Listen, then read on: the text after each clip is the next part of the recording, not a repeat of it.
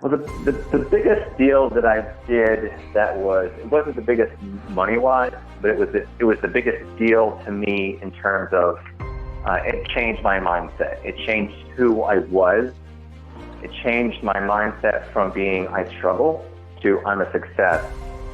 And I bought a burned-out mobile home just outside of Nashville, pretty much downtown Nashville, and got under contract. I borrowed some money from a friend's IRA.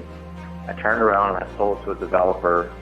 And in 2014, on my taxes, I showed, I'm going to say about $16,000 in taxes. I paid on $16,000. I showed $16,000 income, maybe $17,000 income.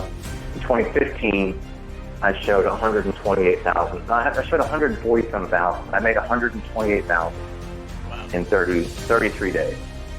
And after that, I was bankable. I was able to start buying properties and learning the lessons as a buyer instead of an aspiration, someone who aspired to be a buyer. I all of a sudden was in this new role.